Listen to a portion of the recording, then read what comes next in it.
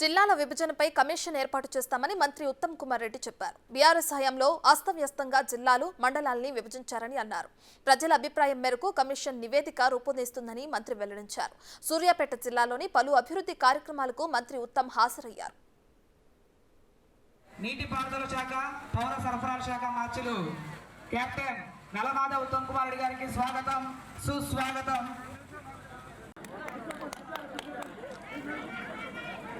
మా ప్రభుత్వం అతి త్వరలో ఒక కమిషన్ ఏర్పాటు చేయబోతున్నాం.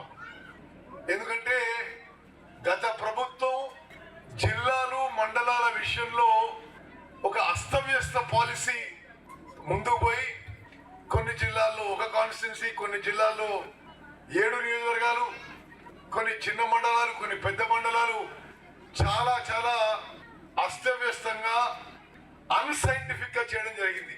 ఇది మొత్తం కరెక్ట్ చేయడానికి రాష్ట్రంలో జిల్లాలు, మండలాలు ఒకసారి పునఃపరిశీలించడానికి మన కాంగ్రెస్ ప్రభుత్వం ఒక కమిషన్ వేయబోతున్నాం.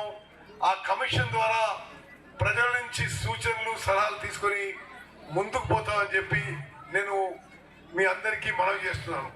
విలేకరు మిత్రులారా, ఇది మొదటిసారి ప్రకటిస్తున్నాం. ఇది అంటే ఒక సపరేట్ కమిషన్ వేసి ఈ మొత్తం అన్ని జిల్లాలు, మండలాల గురించి పరిశీలన చేయడానికి మా ప్రభుత్వం ప్రజల సలహాలతో మరి మెజారిటీ అభిప్రాయంతో ముందుకు పోవాలనే విషయం మీ అందరికీ మనవి చేస్తున్నాను.